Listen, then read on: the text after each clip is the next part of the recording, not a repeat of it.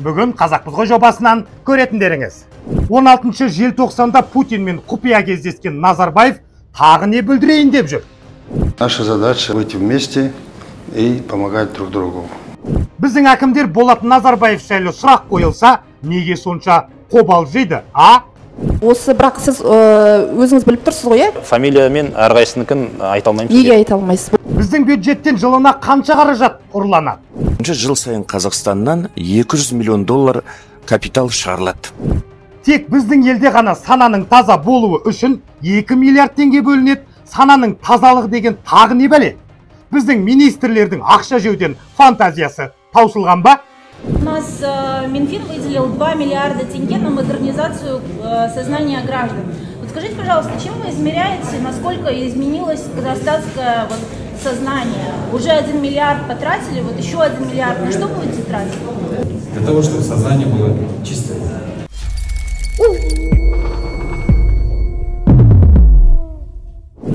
Ассалаумағалейкум, қасқыр мінез қазағым.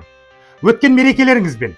Десе де кейбірі 16 желтоқсан мейрам емес, сонау 86 жылы қан төккен әпке ағаларымызды тағзым ету күні дейді. Бұл санды бастамас бұрын сіздерден сұрайыншы, 16 желтоқсан мейрам ба әлде аза тұту күні ме? Төменде пікір жазып кетіңіздер, біліп жүрейік. Ал Нұрсұлтан Нашарбаев бұл атаулы күнді артына қыстырмайтын көрінеді. Себебі ол кешеден бері Мәскеуде жүр. Мы с вами будем дальше продолжать работать вместе, еще многое сделаем. Осылайша Нұрсұлтан тәуелсіздік күні Ресейге тартып отырған. Бізге белгілі болғандай, ертең Әбішұлы Путиннің қабылдауында болады.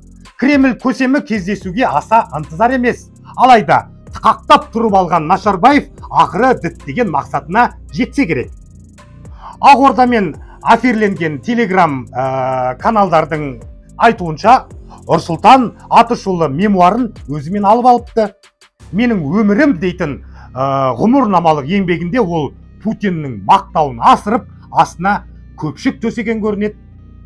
Біздің дерек көздер мәлім еткендей, Назарбаевтың Кремль көсеміне көзбе-көз айтар жеке бұйымтайы бар екен. Нурсултан Абишевич, вы где? Тут, за кроватью, под плинтусом, где вы меня в прошлый раз оставили. Живы, значит. Не понадобится. Как санитары, не обижают? Нет, милые люди. Ничего, я с ними поговорю. Кормят хорошо? Кормят хорошо, помнят плохо. Тәуелсіздік күні Мәскеуге ұшып кеткен тұңғыштың бұл әрекетінен ақ оның ұлық мерекеге атүсті қарайтынын аңғаруға болады. Кремльден ұзап шықпайтын Путиннің Әбішұлын шамалы күте тұруға шыдамы жетер еді. Демек, зейнеттердің жүрегі тыныш емес, әлденеге алабұртып жүр. Тәуелсіздік мерекесін тәрк етіп Мәскеуге аттанып кеткен Нұрсұлтанның бұл кетісі тегін емес деп топшалауға әбден болады. Ең бастысы екеуі қосылып алып, тағы бірдеңені бүлдірмес екен. Сіздер қалай ойлайсыздар, Нашарбаев Путинге қандай бұйымтаймен барды? Төменде пікір жазып кетіңіздер. Мен оқимын. Жалпы қазақ аңқаумыз ғой. Назарбаевтардың дәуірі өтті деп қоямыз. Әй қайдам, бұл фамилияның әмірі әлі де жүріп тұр. Болатта өлді, өзі жоқтың көзі жоқ деп жүргендер бар. Бұл да иллюзия. Әйтпесе Алматы облысының әкімі Марат Сұлтанғазиев Болат Назарбаевтардың заңсыз жерлері жайлы сұрақты естігенде бұтына түшіп қойған баладай қобалжитын беді? Әрине жоқ. Әлия Назарбаева мен Болат Назарбаевқа тиесілі бәленше мың гектар жерлер осы мемлекетке қайтарылған туралы бұл бақ құралдарында жария еткен етін. Енді осыған қарамастан тағы да бүгін күнге жаңа Талғар Қаскелеңде Болат Назарбаевқа тиесілі тағы да жерлер бүгін күнге айқындалып отыр екен. Осы жерлер қашан қайтарылады? Енді әрқайсының фамилиялармен мен сізге айта алмаймын, бірақ жалпы 600 мың гектардан астам біз жер анықтадық, соның 30%-ін уже қайтардық. Бұл жұмыс ары қарай да жүргізіледі. Енді қанша гектар жері қайтарылмады? Бұл жаңағы Болат Назарбаевқа нақты тиесілі ғой, соны сіз мойындайсыз ғой? Мен жалпы облыстың жағдайын айтып тұрмын, 600 мыңнан астам гектар анықталды, соның 30%-і қайтарылды. Ал бұлай фамилия мен әрқайсыныкін айта алмаймын. Неге айта алмайсыз? Бұл мемлекеттің жерін неге де заңсыз сол тұңғыш президенттің туыстары алып отырса, бұны неге сіз әкім ретінде, облыстың әкім ретінде неге бұны жария ете алмайсыз? Мен сізге айтып тұрмын ғой, толық қандай жерлер әлде қайтарылды, бұл оның ақпарат көлемін, құпия ма? оның мынандай құпия деген несі жоқ. Егер олардың тізімі керек болса, мұнда дұрыс түсіну керек. Көп жерлер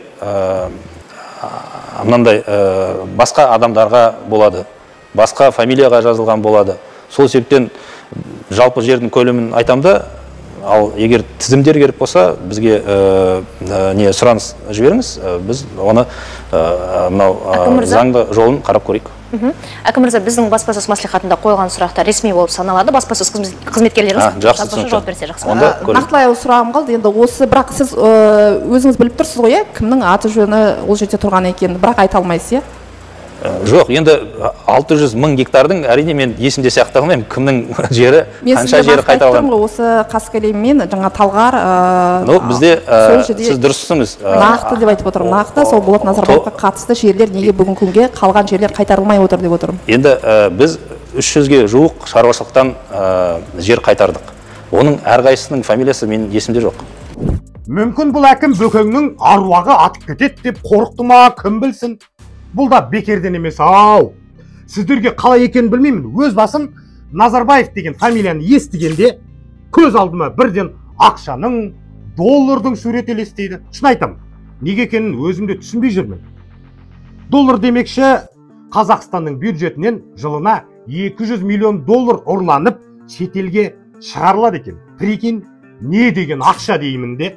30 жыл бойы шенеуніктер мен олигархтар мынау капиталдың бәрін офшорларға шығарып тұрды. Мына менің ақпаратым бойынша мынау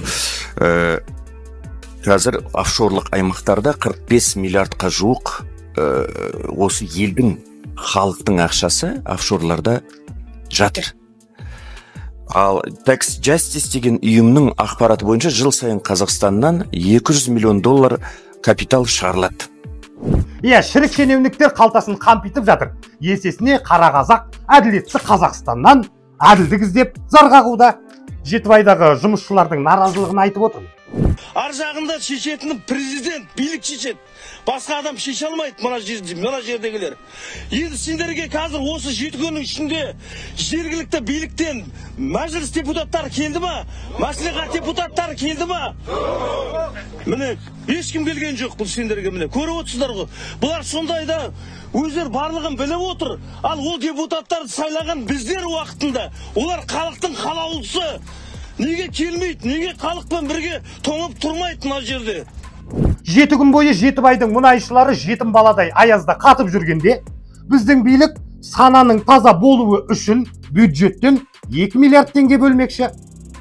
Бұларды бастық деген сайын басқа шығып бара ма, әлде ақша жеуден фантазиялары таусылды ма? Түсінбедім. У нас Минфин выделил 2 миллиарда тенге на модернизацию сознания граждан. Вот скажите, пожалуйста, чем вы измеряете, насколько изменилось казахстанское сознание? Уже 1 миллиард потратили, вот еще 1 миллиард. На что будете тратить? Для того, чтобы сознание было чистое. Но вы же понимаете, что у казахстанцев, вполне резонный вопрос. Из нашего кармана 2 миллиарда тенге государство выделяет на модернизацию общественного сознания. Я, например, не чувствую, что мое сознание кто-то модернизировал. Скажите, пожалуйста, как мы это должны почувствовать, чтобы мы поняли, что наши деньги не куда-то ушли ветром? Уважаемые журналисты, для этого есть специальные органы, Высшая аудиторская палата, есть аудиторы, есть правоохранительные органы. Если эти деньги были потрачены неэффективно, не использованы, тогда будут принимать соответствующие решения. А чем измеряют модернизацию общественного сознания? Есть там определенные показатели. Осы ақшаны сананың тазалығы емес, билікті топастардан тазарту үшін жұмсаса ғой, шіркін, керемет болар еді ғой. Шынына келгенде бұл күлетін дүние емес. Бұларға десең, ауа жұтқанымыз үшін деп ертең тағы 2 миллиардты бөле салуы әбден мүмкін. Солай ғой. Әй, сендерді Болаттың аруағы атсын десем қалай кетті. Бүгінгі айтарым осы, қасқыр мінез қазағым. Біз қасқырмыз, осыны ұмытпайық.